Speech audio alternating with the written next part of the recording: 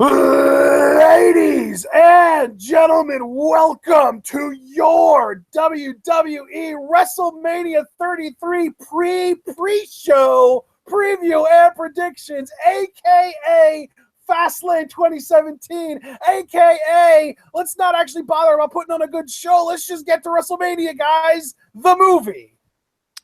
You put more enthusiasm in that intro than Raw did in the structure of this card. Let that sink in. Damn right, homie. I'll just field it to you. You know how we always start. Where do you rank on the scale right now? Because I'm fucking dying to hear this. If I really put some thought into it, I would have to say I'm somewhere around like a 1.5. So put thought into it, you mean like Raw didn't when putting this card together? Yeah, that's nice. I'm going to say the same thing that I told you in conversation moments before we went on air. I'm amazed I even register, and I'm going to do a first here because I don't think I've ever done this before. I'm going to do a very small decimal. My anticipation is a 0.5. I love it. I love it. Oh my fucking God, that's 5. amazing.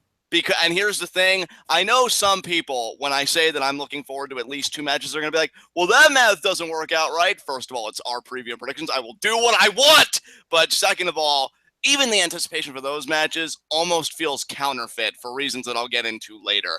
This show looks like, it looks like garbage to me. They didn't seem to care about it at all, especially the go-home show. And I'm going to be honest, guys, with the way SmackDown ended last Tuesday and knowing that next Tuesday we're getting Randy Orton versus AJ Styles, which thanks to all of you, we're going to be live reacting to, I'm not even going to front. I'm looking past Fastlane. To me, that really is just a roadblock to bigger and better things. It was more appropriate last year when it was literally titled Roadblock. Exactly. Because, man, fuck this so hard, man. Fuck this card so hard. I mean, I don't know if I have any rants in me. I don't know if I'm that angry. It's just like, you know what? I might have one or two. Or maybe 3, or maybe 4. I don't know. We'll see. You know what? I encountered a word today in the form of a meme, because that's how we all learn anything anymore. Exhaustipated. Too exhausted to give a shit. And that's really where I am. I'm too exhausted by Raw's mediocrity and poor decisions to give a shit about this card. Maybe I give a shit about some performers on it, but the card as a whole, nah. But I'm going to put it back to you. If you have any more preliminary remarks before we get into this, I would love to hear them, because, man, I'm revving to go. Yeah, to me, this show, if you just look at this card, with Goldberg being on this show, being the only exception to what I'm about to say, this show looks like what a decent episode of Raw would look like if there were ever title defenses on Raw. Yes. Yeah, and that is so fucking sad. Because, I'm not saying that every SmackDown pay-per-view has been perfect, but I honestly feel like with them, they at least had the self-awareness that it was, a fucking pay-per-view. Jesus Christ. Anything else you want to say before we get into this? No, I don't think so. That was the big thought that I had coming into this. I wanted to get off my chest, and I mean, I guess we can get into the show. Our pre-show match is a cruiserweight tag team match that means literally nothing. Swann and Tozawa versus Kendrick and Dar. This is Swann's first match back from injury, I believe. Yes. And for that, I'm happy for him. I just wish it was a more worthwhile match than this one. I'm going to be honest. I wish I would have actually seen the segment between Kendrick and Tozawa on 205 Live, because whoever came out on top in that, I think would have helped me better gauge who's going to win in this. But you know what? For the time being, I'm going to assume that the baby faces are going to go over. So the team of Tozawa and Swann are going to beat Kendrick and Noam Dar. So that's my prediction. Yeah, Swann's probably going to pin Noam Dar, but I could still see Kendrick getting some kind of like new lesson in for Tozawa sometime. Right, exactly. Yeah, I can agree with that. But yeah, we agree that the babyfaces are going to win. I'm specifying, I think Kendrick or Swann is going to have a successful return from injury by pinning Noam Dar. Hey, sounds great to me, man. Up next, we get to our main show, and I guess the match that means the least on this show is Sasha Banks versus Nia Jax. So let's talk about that first. And I actually have put some thought into this. And again, you're going to hear that word thought a lot, I'm sure, on my end. And honestly, I'm actually thinking Sasha's going to get the win here. If the whole story is a fatal four-way, I think knowing Raw, because God forbid somebody really looks dominant, they believe in equivalence or what we call 50-50 booking. Now, Nia handled Sasha pretty decisively at Rumble, beating her, I think, in like less than 5 minutes. I think Sasha's going to learn from that loss, and I even wouldn't put it past the booking for Sasha to win by submission. But I do see Sasha winning, either by submission or by countout would be the two ways that I could conceive Sasha getting this win, but I am going to go with Sasha Banks. Who are you going with? Yeah. I mean, I can buy that, but at the end of the day, nepotism always wins, so I'm going with Nia. Hey, I'm not even going to contend it. This card ain't even worth my contentions, plus what you say is perfectly valid because nepotism rules all. So you're picking Nia, I'm picking Sasha. Nothing more you can say than that, so I guess we can move on. And speaking of nepotism, let's talk about Roman Reigns versus Braun Strowman. One of only two matches that I'm looking forward to, and when I said earlier that interest almost seems counterfeit, it's not even necessarily because of anything to do with the story, which is a shame because I actually feel like the build was somewhat decent here. It's really because I am a full-blown Braun Strowman mark. I think this guy is a gift to big man wrestling. I think he gets it. I think personality-wise, the dude is great. I mean, I've heard him in interviews. I'm definitely rooting for him to succeed. And I just love his work. I think he's really got it together right now. He's in his stride at the moment, at my estimation. And it doesn't matter, though. And see, that's where it gets depressing because I readily believe that The Undertaker is going to interfere and it's going to cheapen any win that Braun gets here. So to be clear, I do think Braun's going to get the win. My contention is how much does that win even really matter? Because, he beat Roman Reigns, asterisk, thanks to The Undertaker. And that, to me, is so depressing because the way they've booked Braun with beating the Big Show and coming out on top in skirmishes with Reigns the past couple weeks, he looks like he could beat Reigns legitimately, and I will give them credit for that. They really haven't bitched him out. The best part was him eating that spear through the barricade, getting up, looking at Reigns and saying, "Is that all you got?" And I'm just like, yes.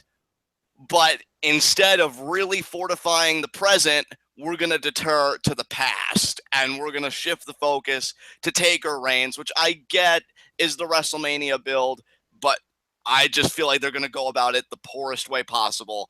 So yes, Strowman wins. Yes, the build has been fun in parts, especially that go-home segment with Strowman's dominance, which was cheapened by Reigns being able to sign his own name. But it's not even going to matter because it's not even about Braun, and that's really where the stick in my ass comes from. It's not about him. It's about Roman and his next mountain to climb. Partner, what thoughts do you have to share about this? My biggest thought is Taker's going to cost Roman the win. That's going to lead them to WrestleMania. Braun is winning. I really think Paul William Gregory had a point here about the toilet paper. We could have just written it on there and wiped our ass with it because it still would be worth more than this freaking card. But you and I agree. Nothing more to say than that. So let's move on. What's next? Well, let's see here. Up next, we have the only match left that doesn't have a championship involved in it.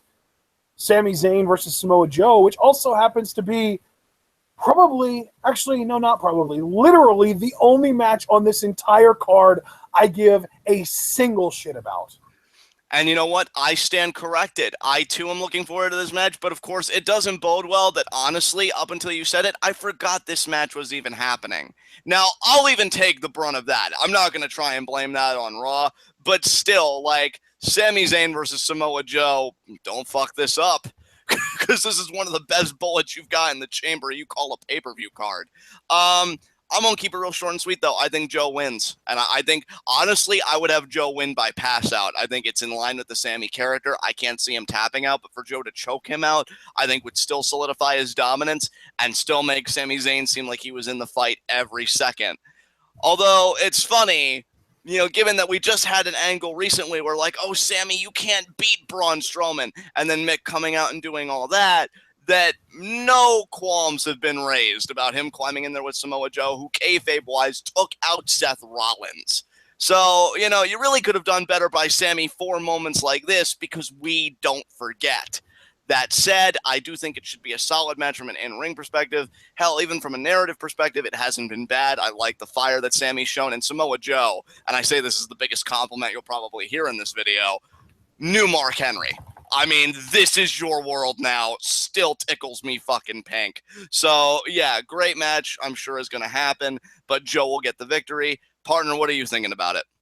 Yeah, I mean, the thing with this whole thing is I'm not a big fan of the fact that Joe is winning with a move that he never beat anyone with in NXT. Like, he used that Uranagi in almost every big match he had in NXT. So what you're basically saying is that everyone that he's beating on the main roster isn't as tough as Finn Balor or Nakamura or Sami Zayn, who I believe Joe used the Uranagi on a few times back earlier in January of 2016. So, like, what example are you setting here by literally downgrading his finisher to a move he used in just about every match as just like a signature spot in NXT? And brother, I agree with you. And honestly, I should have seen it coming because after what happened with Tyson, I was a fool to think that they'd let Joe keep the muscle buster. But hadn't they established that that was not the muscle buster that did that? That it would have happened, it could have happened on a regular bump. It just happened to happen because, or while the muscle buster was being delivered. Like, it could have happened on a traditional back bump. It didn't have to be the muscle buster that would have caused that to happen. See, I agree with you. You know, it's not that I disagree with you. It's just that the powers that be lack that kind of forethought.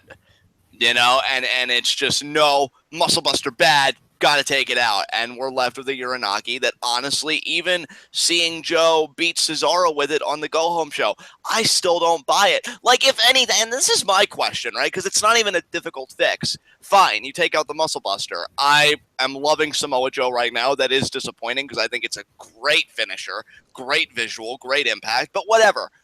Why not have him just beat people consistently with the Coquina Clutch, which he took Rollins down with? Is that another reason why? Oh, Rollins got hurt on this, therefore you can never use it. Like, is that just going to be the norm now? Anytime somebody gets hurt, we're just going to axe the move? Well, I hope Cesaro's neutralizer, remains okay for the rest of his career, or this move or that move. To me, it's lunacy. It's handling with kid gloves. Like, shit's going to happen, but don't take it out on the performer's artistry because shit happens. So who you picking? Yeah, I got to go with Joe as well. I think they have bigger plans for Joe at WrestleMania than Sami, so they're going to want to have him go over and keep him stronger. Yeah, I have to agree with you there. Nothing more needs to be said. I guess let's move on. All right, let's get into our championship bouts. First of all, the championship that means the least in probably the entire WWE, whether it's main roster, Raw, SmackDown, NXT, doesn't matter. The least relevant, least prestigious title in the entire WWE, the Raw Tag Team Championships. You know what the hilarious thing about this match is, besides the fact that it exists in a division that in my mind is handled so poorly, is that, I really could, kayfabe-wise, buy the realist guys winning this match. That's not to say I'm predicting them. I want to be very careful with my words here. That would be such a WWE move, too. Like, we're literally a month away from your biggest show of the year, and these guys have never, ever won any championships in WWE before. Let's give them the titles a month early. Yeah, exactly. And that's the thing with the way the club has been treated, because they're such a goddamn joke. If someone were to tell me, oh, hey, John, like if I slept through this match and you were to tell me, oh, hey, John, I know you slept, which made live reactions kind of awkward, but realist guys won. I'm like, ain't that some shit? What else is on? And, that's it. It's just with it in indifference. Like, I wouldn't be surprised because they've been handled like a goddamn joke. And I was really hoping when they won the titles, like, okay, now, even though it's late to the party, now we get serious, right? And now we do the work. All right. That's hilarious. No, it didn't happen. Club will retain, but it's a moot point because I really do believe Enzo and Cass are going to win the titles at Mania, which, hey, great for those guys, but they're starting to wear on me too. I just want to stick with the NXT tag division, and the SmackDown tag division hasn't even really been bad. I mean, Alpha may be getting a little too OP for me, but the Usos are fire right now. So I'll just stick with those tag divisions. Raw, good fucking luck. Club retains. I got to tell you, I agree that the club retains, but I don't even know if Enzo and Cass are going to win the titles at Mania for sure. I'm not going to buy into that. I'm not going to sign on to that at all. Hey, and brother, I can totally understand because in Raw land, what really is for sure. I feel like they don't even know half the time what they want to do, so I can't hold that against you at all, man. Ridiculous.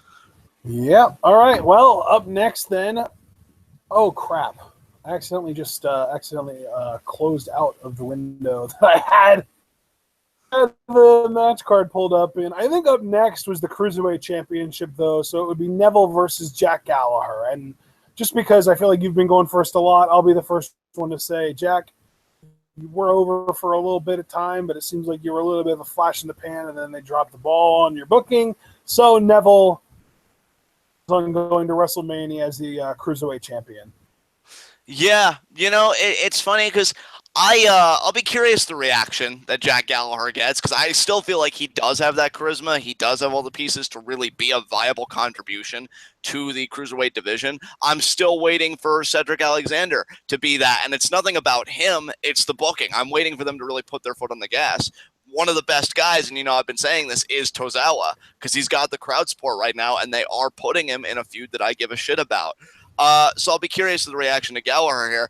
I think Neville has been great as Cruiserweight champion. I mean, obviously we have our preferences for what kind of heel Neville we wanted to see, but clearly we're just getting King of the Cruiserweights. That's the thing, and I feel like he's really committed to it to his credit. Yeah, exactly. I feel like he's really committed to it, and it's worked for like his commitment. I feel like in ring wise, this will be a really solid, fun match, especially if they give it a respectable amount of time. But ultimately, yeah, Gallagher. Like if this was Mania, I actually probably would have gone with Gallagher for the title change. But because this is Fastlane, and because I feel like Raw, but then again, I should never really overestimate their capabilities, will want like heel champions really going into their big show so that multiple faces can triumph throughout the night. Yeah, Neville definitely retains. You still there? Yeah, so did you get that, partner? I said Neville retains because I feel like I caught that, but I don't necessarily agree with all the heels, at least, having the titles. I think most of them are, but we're going to talk about yeah, I mean, there is one. There is, of course. Yeah, we'll get to that. But we have one match left before we do get to that, and of course, that is another match where we're going to get a title change, and it's going to go to a heel. Charlotte versus Bayley. Congrats on the streak, Charlotte. Fuck off. Yeah, I'm like, we both know where that's going. But, yeah. Charlotte on Twitter, the road to 5-time. Nobody cares. Please stop my suffering. Can't wait for Monday Night Raw when she comes out and she says, I am a 5-time champion. Because that's how she talks. I wish I even cared about this match. I don't. I honestly can barely find it in me to care about Bayley anymore. And that's really something because, look, on NXT, I was never a Bayley mark. But they got me so invested in her with the Sasha Bayley story, and they won me over so much in their match in Brooklyn. I'm like, yeah, Bayley, you fucking earned that one. But they fucking bungled it. They fumbled the ball. I don't give a shit about either of these women. To be quite frank, to just go out of place a little bit, and I apologize, I don't give a shit about any of the 4 women that are going to be in the Fatal 4-Way. I think the only time I'll really give a shit again as far as Raw is concerned is either A, when you decide to use Emma again, which again, I could do another guttural laugh, but I'll suppress it. And B, if Sasha turns heel and you give her mic time as a heel, because heel Sasha to me is fucking money. But we don't have either of those things right now, so I'm apathetic. You got a problem with that, Raw? Suck less. Charlotte wins. I don't really give a fuck.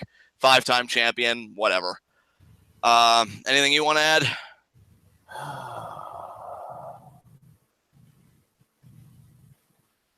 I don't think so. It hurts you, doesn't it? It hurts me too. Yeah. No, you got to realize, like, when Charlotte has a microphone and I see her come out and she's getting ready to talk, I get physically uncomfortable. Like, I don't want to say it's physically painful, but it legitimately does make me physically uncomfortable. Like, I want to curl up into a corner and just, like, run away and let like, mute the TV or just change the channel or whatever. But no, I can't now because I have to take notes for TwitWow. Dude, that's not just a bad mic worker. The way you describe it, Sasha having a microphone is a source of trauma for you. No, not Sasha, Charlotte. Oh, Charlotte, excuse me. Charlotte having a microphone sounds like a source of trauma for you. That is trauma right there, my man. You just hear it and you're just like, okay, just gonna go in this little fetal position here. Just gonna think about my happy place where she doesn't have a microphone or that every microphone gets cut. And like that is some deep scarring, man. That is some deep shit. You know that YouTube channel of the guy that calls himself like the most cringy, like the most cringeworthy YouTuber ever, the H3 reviewed?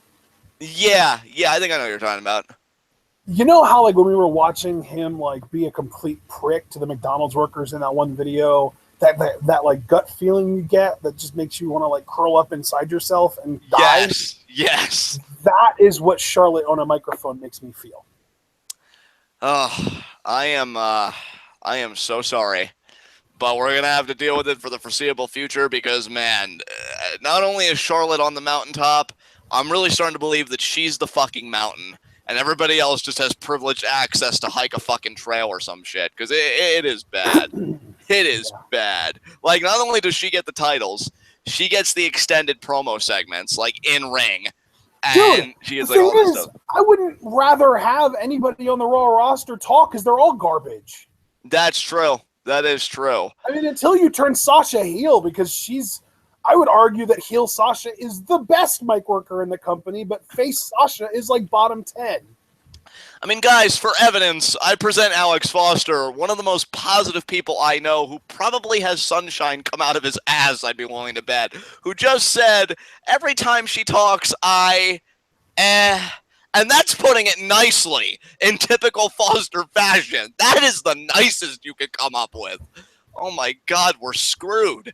This is horrible. And yet, meanwhile, somebody that could slay a microphone just had a transformation to Emelina that only lasted 2 seconds, or at least it felt like it because I was internally screaming so loud, my sense of time was distorted. Yeah, now she's going to...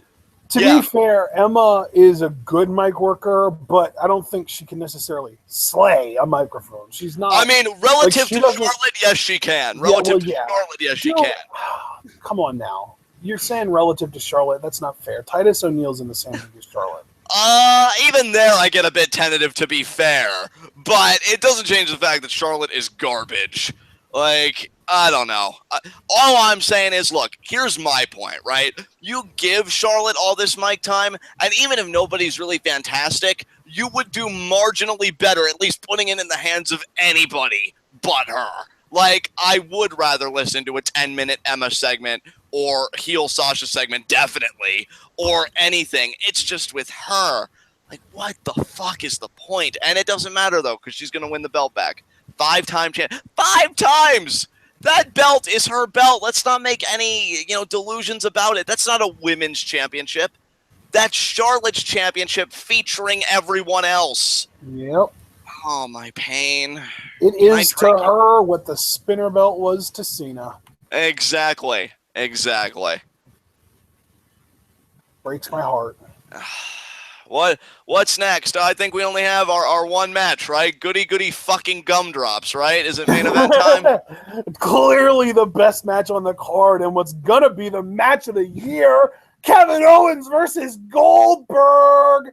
I just want everybody to know, for the sake of my own safety, in case anybody has to rush to a phone, that I've probably glanced at the window more times in this preview and predictions than I have at any TwitWow video ever. Yeah. Goldberg versus Owens. You know what? You go first, because I'm so sickened by this, but you go first. Owens is going to run away a lot, and if the WWE was smart, which they're not, so they're not going to do this, but if they were smart, and again, I can't emphasize they're not, so they won't, but if they were, they would have Jericho cost Owens this match. And that would be how they kind of maintain Owens' credibility. But no, he's going to get jobbed out to the 50-year-old, and all the kiddies are going to go home screaming happy to their dads. See, this is where it's actually comical. Because they've screwed up everything. Right? They've totally screwed the pooch in such a way that it's obscene how bad it is. And yet, I actually differ with you because I do think Jericho's going to interfere. Now, if he doesn't, I mean, I could go through the usual song and dance of, oh, hey, guys, I've been wrong before, right?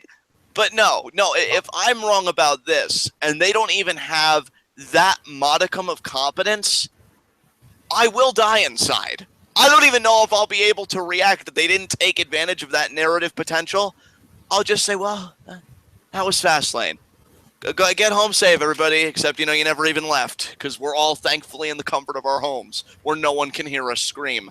Yeah, I'm thinking Jericho will interfere, but if he doesn't, it wouldn't surprise me. I'd be angered. I'd be just despondent. But, it is what it is. I don't want you to be despondent. Well, then this show needs to do better. A lot better.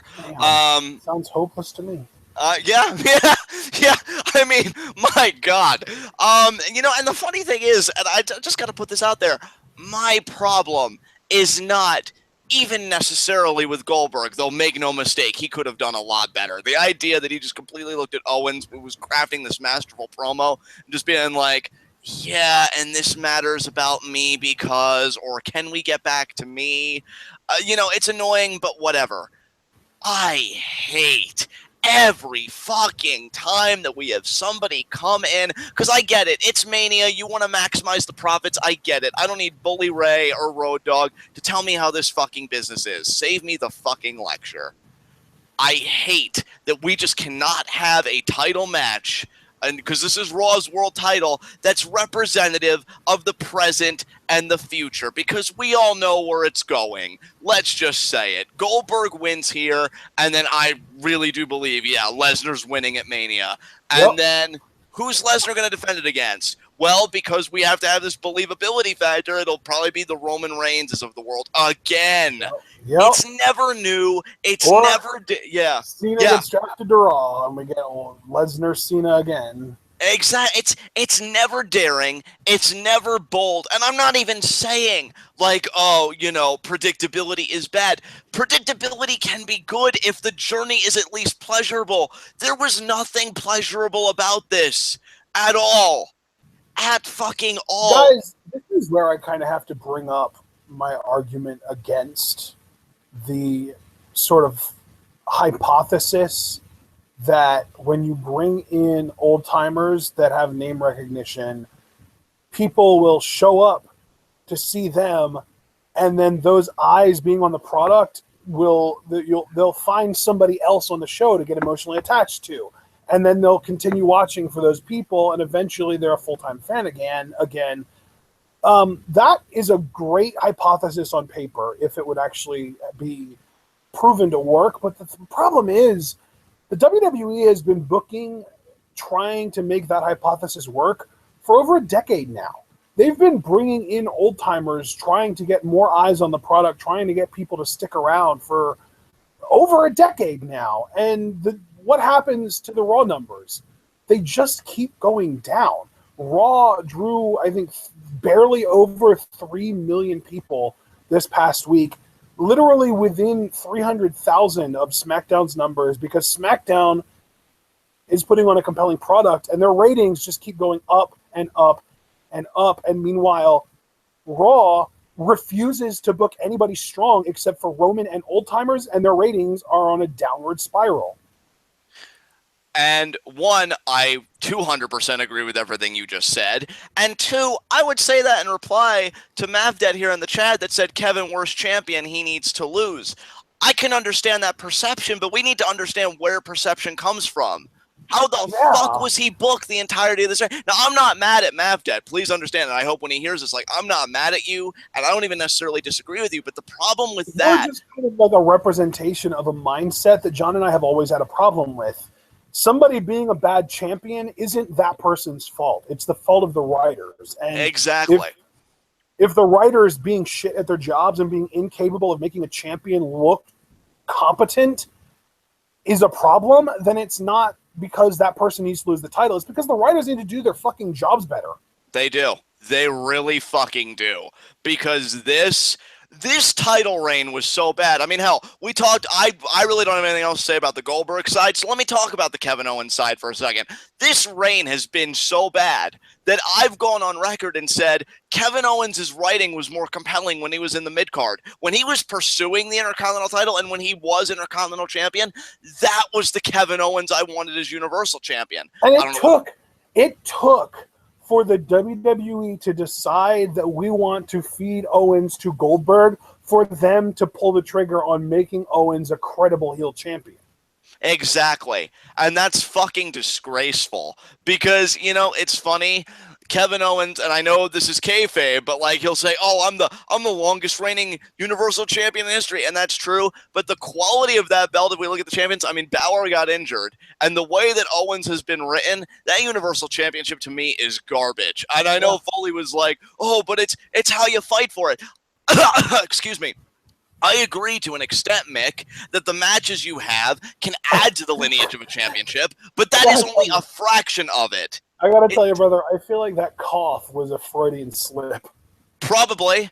I won't fucking front. It probably was. It probably was just my anger just aching to get out. But yeah, I mean, matches can certainly contribute. I'm not denying that. But that's only a fraction of it. How did the champion carry himself? I'll give a perfect example. Ric Flair, or one of my favorite examples, Harley Race. When Harley Race was fucking NWA champion, he looked in the camera and he said, "You pretty much, you're going to have to kill me to take this from me because I am the toughest man in this sport today." Ric Flair thinks he's the cock of the walk. He's nothing. I'm the champion.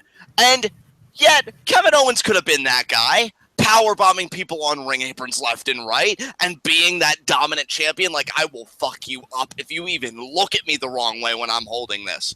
But no, let's have Chris Jericho pretty much be the reason he retains every time, and then I'll just dispose of Jericho, which was admittedly an amazing segment, and then be credible. Right when I'm facing 50-year-old fucking Goldberg to end everything. Kevin Owens could be one of the best weapons Raw has in its arsenal against SmackDown, which, believes me, it needs all the help it can fucking get. And they squander it for some old-ass motherfucker that's going to drop that belt in only a few short weeks after he wins it Sunday night, and we're never going to see him again, guys. Ever.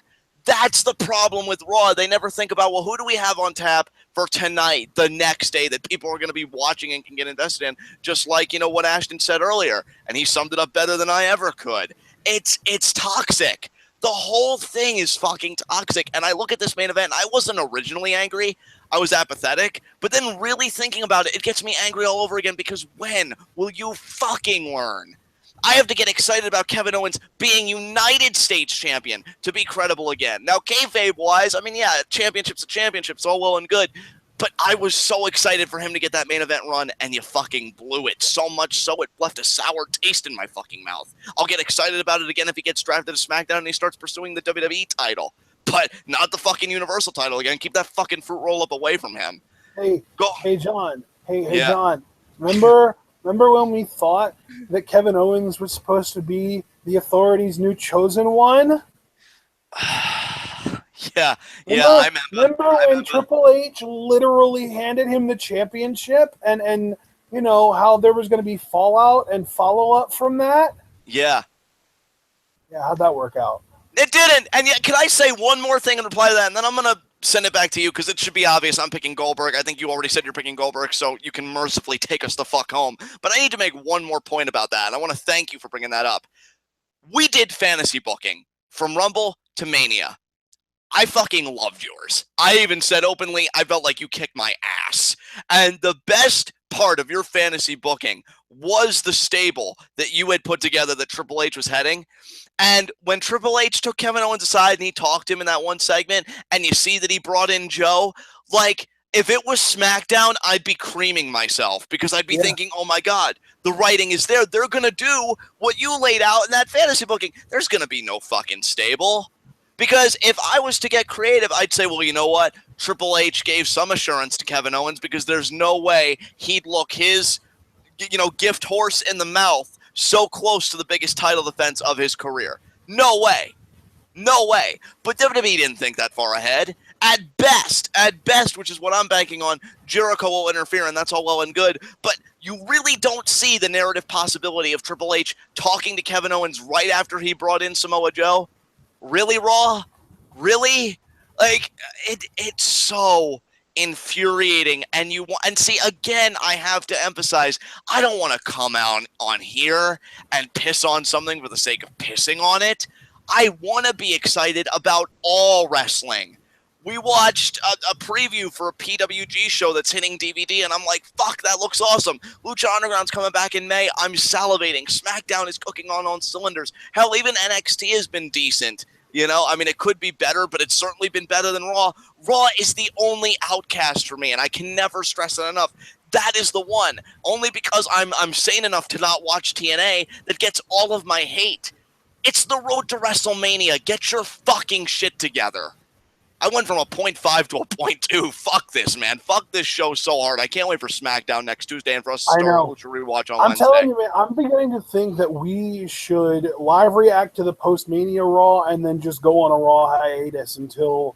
And maybe just, pick and choose. If they put on a good show, then we'll come up here and we'll review it. But other than that, why torture ourselves, I would think it best for a middle ground. I mean, I know we put Titwow on the shelf, but a concept like Titwow would be best to me for Raws like this because it's 3 hours of garbage. And I understand.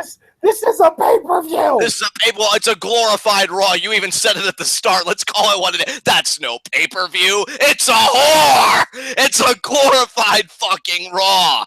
Oh my God. And that's just it. I had that, and that was your Freudian slip of the evening because how am I supposed to tell the fucking difference when they won't tell me the fucking difference? It's pretty easy to tell the difference when they literally never have title matches on Raw. That is a fair point. And that's something else that could have infuriated me. Oh, but when they do have title matches, they fucking bungle those too. Bayley. Well, no, I was going to say, when they do have title matches, it's either a women's championship match that main events and involves whoever's going against Charlotte winning, or it ends up being a shenanigan-laced finish that doesn't actually have a definitive finish, so the title gets kept on whoever had it going into it. Yeah, it's sad, but yeah. Monday Night Raw, a.k.a. paint by numbers, except even worse. They wish they had Mauro Ranallo, because I feel like that's who you were channeling in that whole thing. Oh, my God. Yeah, and then that was my thing, to get back to my original point. It's 3 hours, and it drags. And the only bright spots, again, for me, Seth Rollins, Braun Strowman, I want to say Joe, and I wish I could say, and Joe hasn't been bad. I'm just waiting for it to really pick up. I feel bad for him. Oh, yeah. That's another thing. Why is Roman Reigns not defending his U.S. title on this show? Because Chris Jericho's U.S. champion. Oh, okay. Oh, okay. You know what? I blanked there. That's my mistake. But, it's Jericho's probably going to be on this show. He's probably going to do something in the main event. But if he doesn't, he'll show up on Monday, and that's going to set up the whole Jericho-Owens match. Yeah, that's my mistake. I saw Mafdet said something about there's no U.S. title match, and I thought, oh, wait, that's supposed to be Roman's job. We should make Roman versus Braun championship match. But it's not even on Roman anymore because Raw is just that much of a blur for me. I don't even remember title changes when they do happen. I didn't even think I'd say this on this video because that title change happened in December. Yeah. 30 and it days was in a handicap match. 30 days my ass. Dude, that was in a handicap match.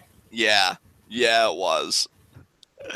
Because it's still Roman Reigns' time, and I want to believe that the clock's broken, but it's not. It's running perfectly by WWE standards. Which brings me to my final point. I didn't even think I'd say this because the 2 points seem so disparate from each other. Finn Balor, I am so sorry. I am so sorry. You have to come back to this fucking show of all places. You're better than this. Maybe he gets drafted. We can maybe you know what? There are rumors of AJ Styles getting drafted to Raw. Maybe we swap Bullet Club leaders and Balor goes to SmackDown. I fucking wish, dude.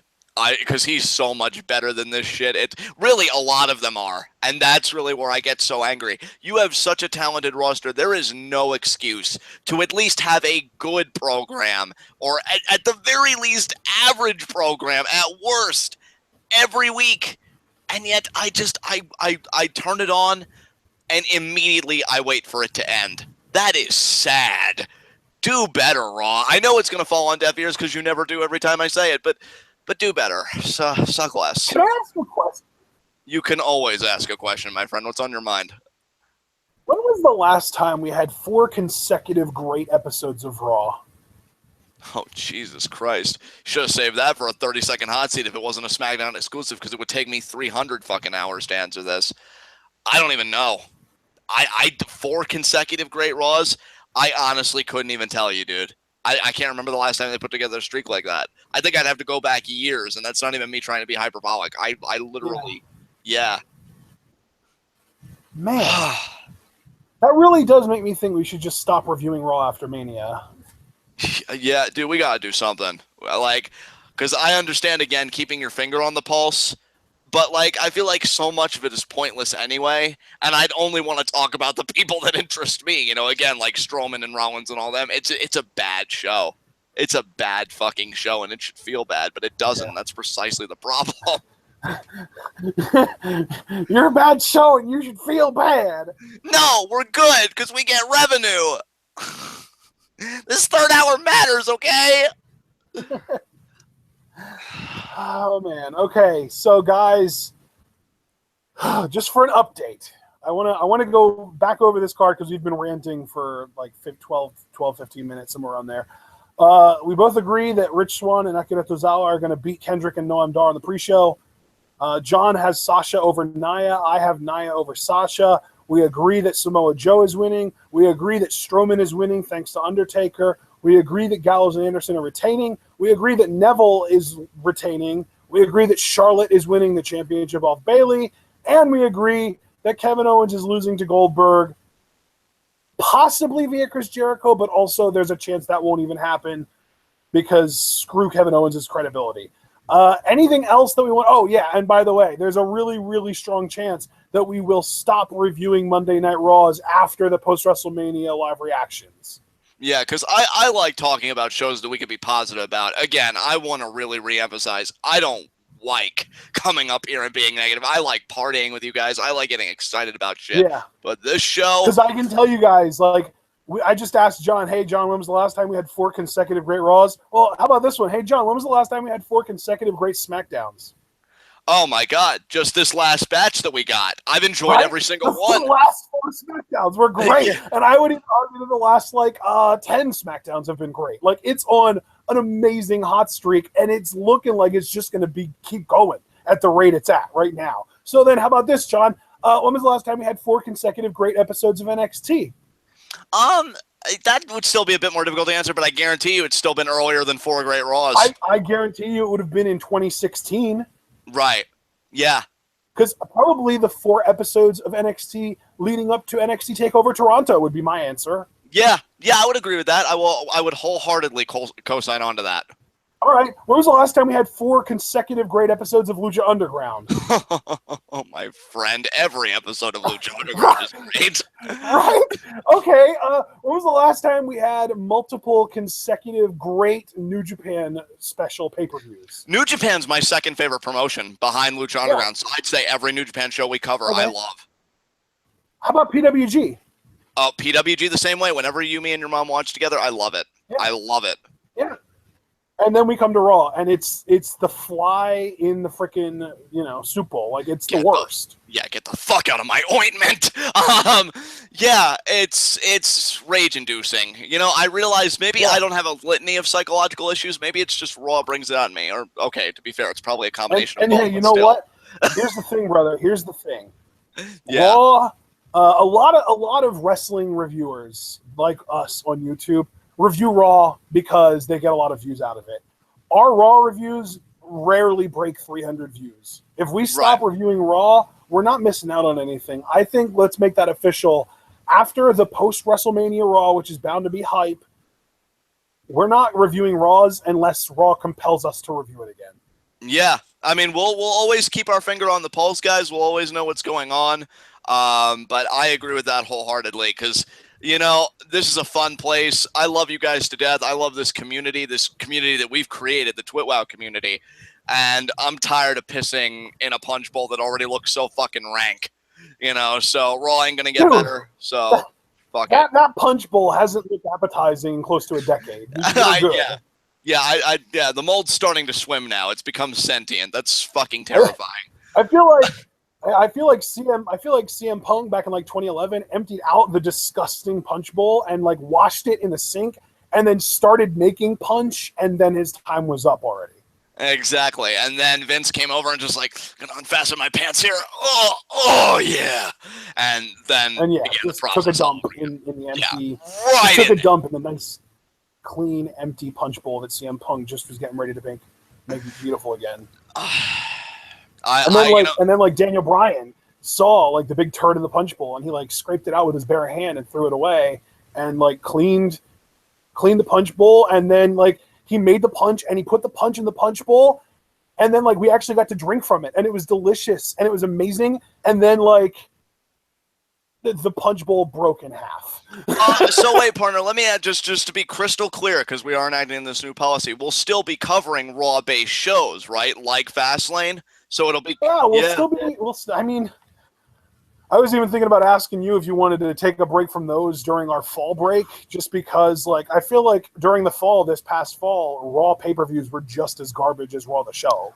You know, I feel like as far as Raw shows go, let's play it by ear. Because if for nothing else, I like Raw shows because we get together as a chat and we can just tear this shit apart. And to be fair, live reactions are always a lot of fun, regardless of how bad the show is. So I say we can keep that up, yeah.